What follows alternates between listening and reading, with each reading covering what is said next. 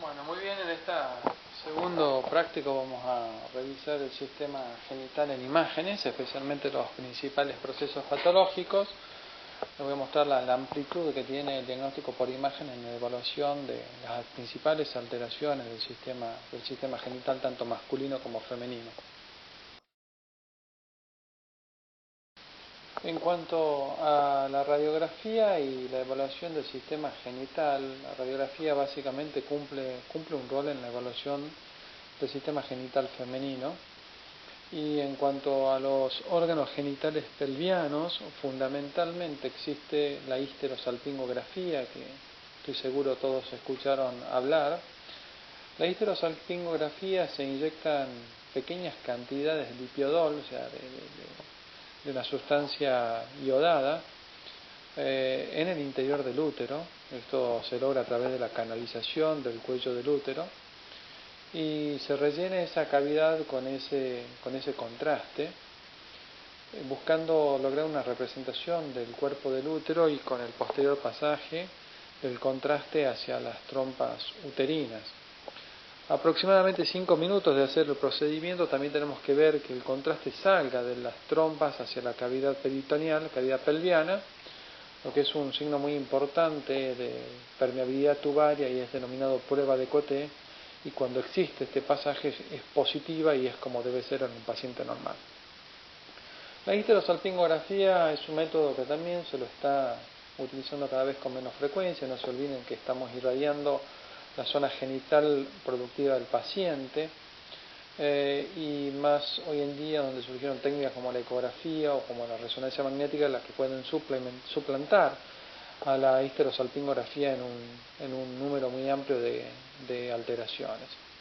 Sin embargo, acá les presento un paciente que ustedes fíjense, está bien representado el útero, bien blanco debido a que le hemos inyectado el contraste que les decía anteriormente. Se puede ver la trompa de falopio del lado derecho y del lado izquierdo. Ahí se la señalo con la flecha amarilla, pero si ustedes miran con cuidado van a ver que en el centro del útero hay una imagen focal oscura, nosotros llamamos a eso radiolúcido, y corresponde a una adherencia que es la causa de fertilidad secundaria más común en los pacientes. En estos pacientes, debido generalmente a la realización de legrados, se genera un proceso cicatrizal que de alguna manera hace de que la pared anterior y posterior del útero se adhiera, y por esa razón el contraste no puede llegar a cubrir esa zona o distender la cavidad uterina en ese sector y dejando esa imagen focal de baja densidad.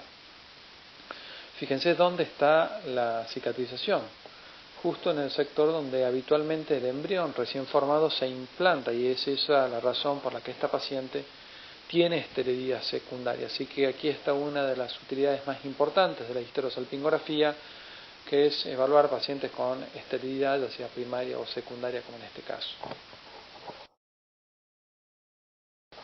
La ecografía también es útil para diagnosticar correctamente malformaciones uterinas. Esto también se puede hacer muy bien con resonancia magnética y algo con ecografía. Y es muy importante porque, si ustedes recuerdan, los pacientes que tienen malformaciones uterinas tienen mayor riesgo de amenaza de aborto, tienen más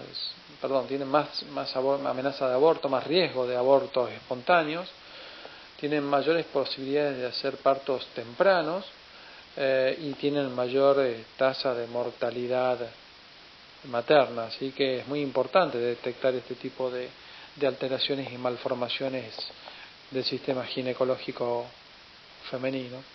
Bueno, acá tienen una de ellas, que es un útero didelfo, o sea, 2 dedos, por eso su nombre. Entonces fíjense que este útero no tiene la morfología triangular que veíamos recientemente, sino que aquí hay 2 estructuras tubulares que durante la vida embriológica nunca lograron unirse y por eso quedaron como 2 cavidades uterinas independientes una de la otra. Ahí las señalo con las flechas celestes. Y a través de este estudio podemos entender por qué esta paciente tiene una menor fertilidad que un paciente convencional. Si bien pueden quedar embarazadas, como les dije, las tasas de posibilidades de éxito de embarazo son mucho menores que la población general, e incluso las posibilidades de abortos y de partos tempranos o prematuros son mucho más más marcadas que en pacientes que tienen úteros normales. Así que acá pueden ver perfectamente bien cómo la histerosalpingografía nos ayuda, además de poder identificar alteraciones como las bridas o las adherencias que veíamos anteriormente, también nos permiten detectar malformaciones congénitas. En lo que respecta a la evaluación del sistema genital femenino, la radiografía cumple un rol fundamental en la evaluación de la glándula mamaria y especialmente en la detección del cáncer de mama. Y el carcinoma de mama puede presentarse básicamente con dos morfologías totalmente distintas en la mama. Una de ellas es la que les estoy presentando, en forma de masa. Ustedes fíjense que en esta mamografía obtenida medio oblicua lateral, que es una de las proyecciones con las que se obtiene la mamografía, pueden notar ustedes que en el tejido glandular mamario hay una masa, señalada con la flecha celeste, que tiene muy alta densidad y es muy espiculada. Esto tiene una alta sospecha de ser un carcinoma ductal infiltrante. Es una de las formas de presentación. Actualmente existe una clasificación denominada BI-RADS, que de acuerdo al aspecto que tenga imagenológico la lesión, el radiólogo la califica en 6 grupos distintos, en donde uno de ellos es que la lesión es claramente compatible con un carcinoma mamario, como en el caso que les estoy presentando. Así que en estos casos la mamografía cumple un rol importante para detectar alteraciones nodulares focales, y cuando se presentan de esta manera, de alta densidad, muy espiculada, en general no tenemos dudas de que se trata de un carcinoma mamario. En otras ocasiones podemos ver tumores mucho mejor definidos y los pacientes pueden llegar a ser sometidos a biopsias para definir la histología del tumor. Otra de las formas de presentación, la segunda forma de presentación que tiene el cáncer de mama, es la que les estoy mostrando aquí, señalada con un círculo. Aquí estas son imágenes muy pero muy ampliadas de la mama. Estamos viendo solamente una pequeña región de la glándula mamaria. Y si ustedes pueden ver ahí con mucho detenimiento, van a reconocer que existen lo que nosotros denominamos microcalcificaciones agrupadas. Las microcalcificaciones agrupadas es la segunda forma de presentación que tiene el cáncer de mama. Para que ustedes tengan una idea, existen más o menos 14 tipos distintos de calcificaciones mamarias, y de las cuales 13 corresponden a lesiones benignas y tan solo una corresponde al cáncer de mama. Bueno, estas calcificaciones que se relacionan con el cáncer de mama tienen que tener estas características, como están viendo en la imagen. Primero que nada, que sean pequeñísimas, por eso se llaman microcalcificaciones. Lo otro es que sean agrupadas, fíjense que están todas en un mismo sector. Y lo otro es que esas calcificaciones tengan todo distinto, distinta forma, distinta densidad, distinto tamaño, distinta morfología, distinto todo. Y fíjense ahí que esa regla se conserva en este paciente, en donde vemos que las calcificaciones son microscópicas, que están agrupadas, que tienen distinta forma, distinta densidad. Aquí no hay dudas de que esto también es un carcinoma mamario de otra forma de presentación, no como masa, sino como microcalcificaciones. Así que la ecografía es una herramienta fundamental para la detección del cáncer de mama. En cuanto a la ecografía, en la evaluación del sistema genital, en primera instancia femenino, ustedes saben que podemos evaluar el útero y los ovarios con ecografía, por vía transabdominal o por vía transvaginal. El concepto básico es que mientras más cerca estemos del órgano con el transductor o con el equipo de ecografía, más resolución tiene la imagen. Por eso es muy útil y se hace con muchísima frecuencia ecografías transvaginales en mujeres. Acá fíjense ustedes que les presento, esta es una ecografía transvaginal de una paciente que tenía un quiste de ovario, pero que estaba con dolor. Ustedes noten que la flecha celeste está señalando un quiste de ovario izquierdo bien redondo, bien negro, bien anecoico como son los quistes. Fíjense ahí que con el modo Doppler en la imagen de la derecha no muestra vascularización interna debido a que el componente es básicamente quístico. Y en la imagen de la izquierda, y señalado con una flecha amarilla, ven una imagen blanca posterior al quiste que se llama refuerzo acústico posterior, y que es un artefacto que tienen todos los quistes cuando lo evaluamos con ecografía. Ahora, si ustedes prestan mucha atención, van a ver que en el interior del quiste hay unos puntitos blancos. Y esos puntitos blancos son áreas de hemorragias o foquitos de hemorragia en el interior del quiste, lo que explican que la lesión quística que tenía el paciente sea complicado con un sangrado, que es una complicación bastante frecuente que vemos en pacientes especialmente jóvenes. Así que con esta ecografía, con esta alta resolución, podemos claramente definir qué patología tiene el paciente y, por supuesto, determinar una terapéutica adecuada. Miren este otro caso, también una imagen muy ampliada porque estamos haciendo una ecografía transvaginal y en las ecografías transvaginales todo se magnifica. Ahí lo que están viendo es una lesión quística de más o menos unos 5 centímetros, pero fíjense que está multitabicada, ya no es una lesión unilocular como veíamos antes, sino que acá está multitabicada. Bueno, esta es la forma de presentación más común que tiene el tumor de ovario benigno más común de todos, que es el cisto adenoma de ovario, y a diferencia de otros tumores benignos frecuentes en otros órganos del cuerpo, en el ovario generalmente son quísticos, no sólidos. Fíjense que en la imagen de la derecha le pusimos el modo Doppler, hay vascularización periférica, pero como la lesión es básicamente quística y no tiene vasos internos, obviamente no presenta vascularización, lo que nos ayuda a certificar que es una lesión de naturaleza quística. Pero la ecografía también sirve para evaluar el sistema genital masculino. Y la verdad que hay pocas herramientas tan nobles como la ecografía para evaluar cualquier órgano, como el rol que tiene la ecografía en el testículo, en la evaluación de casi todas las alteraciones testiculares, ¿no? Y un capítulo muy importante del rol de la ecografía en la evaluación del sistema testicular es en la patología testicular aguda, el escroto agudo, ¿no? La ecografía puede llegar a tener una sensibilidad casi del 100%. Ustedes fíjense en la imagen de la izquierda, está el testículo, está señalado con la T, pero por arriba del testículo hay una imagen grande, heterogénea, por momentos ecogénica, por momentos hipoecogénica, señalada con la flecha celeste.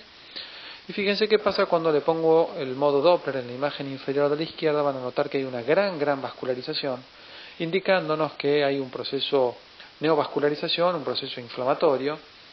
Esta es la forma clásica de presentación de las epididimitis aguda. Acá el testículo no está afectado, el epidídimo, que es la glándula que está superior al testículo, está súper inflamada, aumentada de tamaño por la inflamación y claro, tiene un incremento en la vascularización con el Doppler debido a la neovascularización debido al proceso inflamatorio. En la imagen de la derecha les muestro otro caso, pero aquí les muestro, fíjense, en la imagen superior de la derecha es el testículo derecho que tiene una vascularización normal, mientras que si se fijan en el testículo izquierdo, en la imagen inferior de la derecha, van a notar que hay mucha más vascularización que en el caso del testículo derecho, y esto nos está indicando de que existe un proceso inflamatorio, de que hay neovascularización, y este paciente está sufriendo una orquitis aguda. Así que es muy importante la ecografía para diagnosticar estos cuadros de escrotos agudos, no solo porque tenemos que diferenciarlos de otros casos de escroto agudo como la torsión testicular, que pueden dar síntomas muy parecidos, sino porque también si no tenemos modo Doppler para la evaluación de estos pacientes se hace muy difícil lograr diagnósticos certeros, ¿no? No se olviden que el sistema genital masculino está comunicado con el sistema urinario y por lo tanto es muy frecuente que las bacterias que están presentes en la orina pasen e infecten al epidídimo o al testículo, siendo por supuesto la Escherichia coli el germen más común. Otra de las entidades, además de la epididimitis y de la orquitis, que forman parte del grupo de escroto agudo y que es muy importante tenerla en cuenta, es la torsión testicular. Ustedes saben bien de que la torsión testicular generalmente se presenta en pacientes jóvenes entre 15, 20, 25 años y que es un cuadro clínico tremendamente importante debido a que tenemos que hacer un diagnóstico muy temprano y tratar de hacer el tratamiento médico o quirúrgico lo antes posible, ¿no? O sea, no se olviden de que necesitamos actuar en las primeras 6 horas del inicio de los síntomas para tener alguna tasa de éxito de recuperación del testículo. Ya entre las 6 y las 12 horas la tasa de recuperación del testículo es mucho menor y más de 12 horas el pronóstico es muy sombrío para el testículo. Y el tratamiento puede consistir básicamente en una maniobra que conoce muy bien el urólogo, en distorsionarlo a la torsión, o si no será quirúrgico si no se logra distorsionar manualmente. Lo concreto es que antes de todo eso lo que necesitamos es el diagnóstico, y el paciente va a presentar un dolor testicular, el paciente va a presentar aumento del volumen del testículo, el paciente va a presentar enrojecimiento del testículo, casi los mismos síntomas que puede presentar un paciente con orquitis aguda. Por lo tanto, acá lo que va a definir el diagnóstico va a ser la ecografía con el modo Doppler. Miren las imágenes superiores, cómo podemos ver un testículo derecho que tiene una vascularización normal, pero miren qué sucede con el testículo izquierdo. Está más grande debido al edema, pero no tiene ningún vaso interno. Y eso significa que ese testículo está avascularizado, no llega sangre, y por esa razón este paciente está sufriendo una importante torsión testicular. Las imágenes de abajo también son del testículo izquierdo, con el modo Doppler mostrando que no existe vascularización. Y en esta imagen de la derecha les muestro el cordón torsionado, dado vuelta, enrollado, aumentado de tamaño. Y en la imagen inferior allí tienen la cirugía y cómo estaba torsionado el testículo súper grande, ya con coloración negruzca debido a la necrosis y a la isquemia. Así que es muy importante aquí el rol de la ecografía, básicamente una técnica que determina el diagnóstico y por supuesto la terapéutica de estos pacientes. En cuanto a los métodos de mayor complejidad para la evaluación del sistema geniturinario, cumplen rol en prácticamente todas las alteraciones y en especial juegan un papel muy determinante en la evaluación de las lesiones tumorales. Fíjese este paciente, una mujer de 63 años, que le hicieron una ecografía de control y encontraron un tumor en el anexo. Pero ustedes pueden notar que ese tumor, que está señalado con las flechas de color celeste, en su interior tiene una serie de tabiques y además la densidad es una densidad baja. Si ustedes se fijan y comparan con los músculos, van a ver que ese tumor tiene una densidad más oscura y lo único que es más oscuro que las partes blandas es el agua, y por lo tanto nosotros con esta tomografía sabemos que este tumor es básicamente quístico y al tener tabiques, ustedes ya lo vimos en este trabajo práctico, es el tumor quístico benigno más común que tiene el ovario, que es el cistoadenoma seroso de ovario. Así que con esta tomografía podemos tranquilamente saber que este paciente está sufriendo un tumor benigno de ovario y podemos caracterizarlo, medirlo, definirlo, ver su relación con estructuras orgánicas vecinas. Así el cirujano toma la mejor decisión terapéutica. Como les decía, las herramientas de mayor complejidad nos permiten caracterizar mejor las lesiones, no solamente detectarlas, sino también caracterizarlas. Miren en este caso un paciente de 28 años que tiene también un diagnóstico de un tumor incidental en una ecografía y le hacemos la tomografía computada.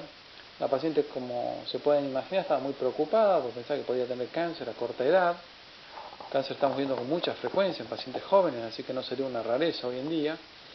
Pero si ustedes se fijan y hacen un poquito de esfuerzo, van a ver que el tumor, que está señalado con flechas de color celestes, tiene una densidad muy oscura, tiene básicamente la misma densidad que el celular subcutáneo del paciente, por lo tanto, sabemos que parte del componente de este tumor es grasa. Luego en la imagen inferior de la derecha van a ver dos puntos blancos, muy blancos en el interior de la lesión, que corresponden a focos de calcio, mientras que las flechas amarillas muestran áreas con densidad heterogénea, no bien definidas. Bueno, esta es la clásica forma de presentación que tiene el teratoma quístico maduro, que es un tumor benigno de ovario, pero es recomendable que sea extraído, especialmente para no generar torsión o síntomas al paciente. Así que en este caso la tomografía nos ayuda a diferenciar un tumor benigno de otro tipo de tumores, como los tumores malignos, que tienen también sus características puntuales. Para la evaluación de los procesos oncológicos en el sistema genital, la resonancia magnética en los últimos años se ha impuesto como una gran herramienta para hacer una correcta estadificación prequirúrgica. En el cáncer del cérvix uterino, la resonancia magnética es una herramienta fundamental, exquisita, nos permite ver perfectamente bien el tumor y su relación con estructuras orgánicas vecinas. Miren, aquí tenemos dos imágenes, la de la izquierda es un sagital, la de la derecha es un axial. Ambas son secuencias T2, donde el líquido se lo ve blanco. Y con la flecha celeste yo les muestro ahí una extensa lesión que está comprometiendo al cérvix del útero. Fíjense que está muy blanco, cuando debe ser mucho más oscuro. En el axial también se lo puede ver. Por lo tanto, por un lado podemos definir y diagnosticar que el paciente efectivamente tiene un tumor, un cáncer de cérvix uterino. Y lo segundo, lo que vamos a hacer es la clasificación FIGO y la extensión del tumor hacia los órganos vecinos, ¿sí?